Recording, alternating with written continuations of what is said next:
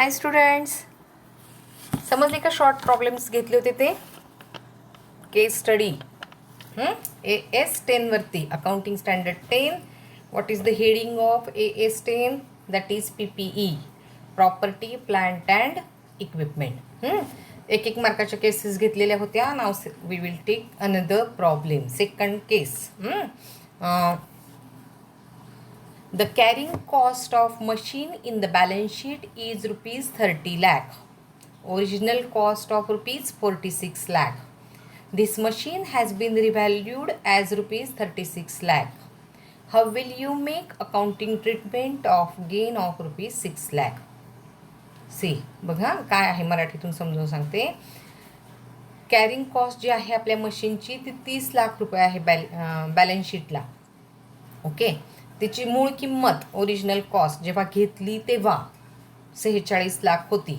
बरोबर, म्हणजे आता जे 16 लाख आहेत ते काय आहे, आपण दरवर्षी डिप्रिसिएशन टाकत आलेलो आहोत आणि म्हणून कमी कमी होत तिची कॉस्ट किती झाली आहे, 30 लाख झाली आहे. Okay, this machine has been revalued as rupees 36 lakh. Revaluation केलं आपण, दरवर्षी जशा किमती वाढतात तसं आपण रिव्हॅल्युएशन केलं तर तिची किंमत किती झाली, 36 लाख झाली. बरोबर, म्हणजे कितीचा, खरं तर मूळ किंमत किती आहे 30 लाख, आता किती झाली 36 लाख. बरोबर, किती रुपयाचा फरक पडला, difference is about rupees 6 lakh.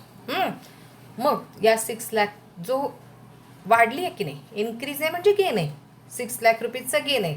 कमी असतात 24 लाख असतं तर काय झालं असतं, डिक्रीज म्हणजे तो काय झाला असता, लॉस झाला असता. म्हणजेच काय आहे, इन्क्रीज आहे म्हणून तो गेन आहे. आणि मग ह्या 6 लाखाची ट्रीटमेंट तुम्ही काय करणार, असा क्वेश्चन आहे, अशी केस आहे. कशाची केस आहे, AS10ची. बरोबर आहे. मग आता आपण काय करणार आहोत, हे जे 6 लाख रुपये आहेत हे आपण रिव्हॅल्युएशन रिझर्व म्हणून बॅलन्स शीटला टाकणार आहोत. बॅलन्स शीटला कुठे टाकतो आपण, रिझर्व कुठे असतात, बॅलन्स शीटच्या लायबिलिटी साईडला. बरोबर, शेअर कॅपिटलच्या खाली रिझर्व अँड सरप्लस असं टायटल असतं. And under that title we have to write revaluation reserve. बरोबर, किती लिहिणार आपण तिथं, 6 लाख रुपीज. आता आपल्या ह्या प्रॉपर्टीची किंवा ह्या मशीनची किंमत किती झालेली आहे, रिव्हॅल्युएशन केलं आपण, त्याची किंमत किती झाली, 36 लाख. मीन्स टुडे ऑनवर्ड्स और फ्रॉम धिस इयर आपण काय करणार, डिप्रिसिएशन किती रुपयावर टाकणार, 36 लाख रुपये टाकणार. समजलं काय करायचं आहे, ह्या मशीनचा 6 लाख रुपयाचा गेन जो आहे तो रिव्हॅल्युएशन रिझर्वला आपण बॅलन्स शीटमध्ये लायबिलिटी साईडला टाकणार आहोत.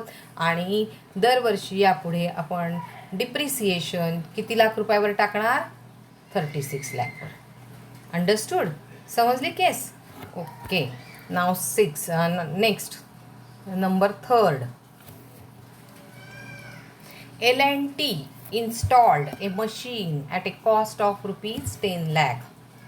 Within a month, one part of the machine broke down and changed at cost of rupees 1,20,000.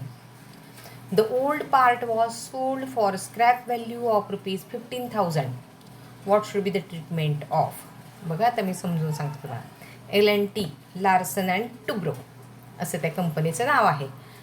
टूलची company आहे, छोटे छोटे टूल्स असतात ना ते बनवते. Larsen and Toubro limited installed A machine, त्यांनी एक मशीन बसवली. या मशीनची किंमत किती होती, 10 लाख रुपये. बरोबर, आणि काय झालं, एका महिन्यानंतर किंवा एका महिन्यात मशीनचा एक जो पार्ट आहे तो खराब झाला आणि आपल्याला तो चेंज करावा लागला. मशीनच ती खराब होऊ शकते. बरोबर ना, आणि तिचा तो पार्ट आपण बदलला.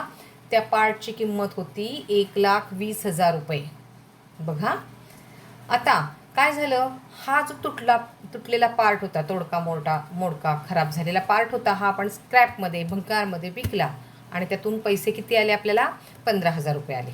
बरोबर, म्हणजे गेले किती, 1,20,000, आले किती, 15,000. म्हणजे ॲक्च्युली खर्च किती झाला आपला, 1,05,000 रुपये झाला. मान्य सगळ्यांना. बरं, आता हा पार्ट बदलल्यामुळं मशीनची किंमत बदलली का, नाही. मशीनचं लाईफ बदललं का, नाही. बरोबर, ती काय जे प्रोडक्शन करणार होती त्याच्यात काही इन्क्रीज होणार आहे का, 10 युनिट देत होते त्याच्याऐवजी 12 युनिट होणार आहेत असं काय का, काहीच नाही. पार्ट खराब होता तो बदलला. मशीनची किंमत तीच राहणार आहे, तिचं लाईफ बदलणार नाही, काहीच नाही.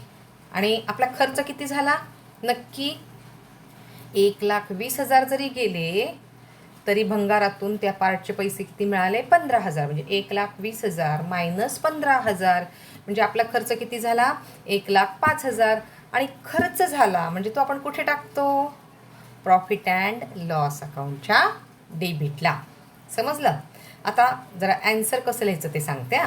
बघा, as a new part is not going to increase the economic life and future benefits from the machine, the cost of part should not be capitalized. बरोबर? It should be taken as a repair. बरोबर ना? Machine बिघडली म्हणून आपण काय केली? Repair केली. म्हणून त्याला काय ट्रीटमेंट द्यायची? रिपेअरची. The scrap value of old part of ₹15,000 should be adjusted against the cost of new part and an amount of ₹1,05,000 should be charged to the profit and loss account of the current year. या वर्षीच्या profit and loss अकाउंटला 1,05,000 लिहायचे. मशीनची किंमत change करायची नाही. 20,000 रुपये आलेले दाखवायचे नाही. फक्त काय करायचं? जो एक्सपेंडिचर आहे तो फक्त प्रॉफिट लॉसच्या डेबिटला दाखवायचा. 1,05,000. समजलं? ओके. नाव थर्ड, नेक्स्ट केस. मिका. तुम्हाला माहिती आहे मिका कोण आहे? बरोबर? पुस्तकात जे नाव होतं तेच मी घेतलं. म्हटलं असू दे, मुलांना आवडतं. सिंगर आहे ना तो. बरं, त्याची स्वतःची कंपनी आहे असं आपण ॲज्युम करू. तो कुठलं कंपनी काढतोय? गाणीच म्हणत बसतो. बरोबर ना? Mika limited purchased a plot of land for ₹2,00,000. त्यांनी काय केलं? 2,00,000 रुपयाचा प्लॉट खरेदी केला, जमिनीचा तुकडा. And constructed A building on it.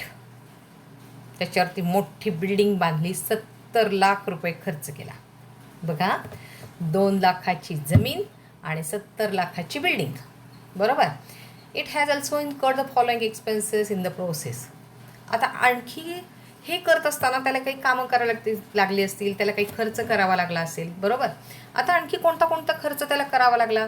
तर त्याला स्टॅम्प ड्युटी भरावी लागते. तुम्हाला माहिती आहे की नाही माहीत नाही मला. जेव्हा एखादा फ्लॅट खरेदी करतो व एखादी लँड खरेदी करतो आपण, तेव्हा आपल्याला गव्हर्मेंटला 8% रेट आहे. लक्षात ठेवायचं. Stamp duty. तुम्ही 10,00,000चं घेतलं तर 10,00,000च्या 8% तुम्हाला काय करावं लागते? सरकारला स्टॅम्प ड्युटी द्यावी लागते. बरोबर? अँड रजिस्ट्रेशन ऑफ लँड 2,00,000 रुपये त्यांनी दिले. बघा, 2,00,000ची जमीन घेतली, 2,00,000 त्यांनी स्टॅम्प ड्युटी प्लस रजिस्ट्रेशन भरलेले. बरं, तिथं काही बिल्डिंग असेल आधीच्या त्या लँडवरती, त्यांनी डिमॉलिशन ऑफ ओल्ड बिल्डिंग, त्या बिल्डिंग पाडून टाकली. ती बिल्डिंग पाडायची म्हणजे काय करावं लागलं असेल? त्याला मोठी क्रेन बोलवावी लागली असेल, काही मशिनरी बोलवावी लागली असेल आणि ती बिल्डिंग त्याला पाडावी लागलेली असेल. आणि बिल्डिंग बांधत असताना त्याला आर्किटेक्ट, बिल्डिंगचा नकाशा वगैरे काढायला फी द्यावी लागली असेल 2,80,000 रुपये. Government due on construction. मग पुन्हा बांधकाम करताना गव्हर्मेंटला काही पेमेंट करावं लागतं, ते 70,000 रुपये. म्युन्सिपाल्टीचे चार्जेस दिले 40,000 रुपये. हे सगळं करून पुन्हा लँड भोवती त्यांनी फेन्सिंग टाकलं, कुंपण बांधलं. बरोबर? आपण फेन्सिंग, तुमचा काय वर्ड आहे? कंपाऊंड हा शब्द तुम्हाला माहिती आहे. कंपाऊंड बांधलं 2,00,000 रुपयाचं. बरोबर? Find out the cost at which land and building shown in the balance sheet.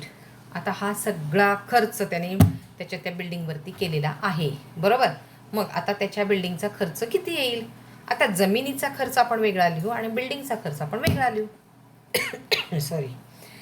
आता जमीन केवढ्याला घेतली? 20,00,000 रुपयाला. बरोबर आहे?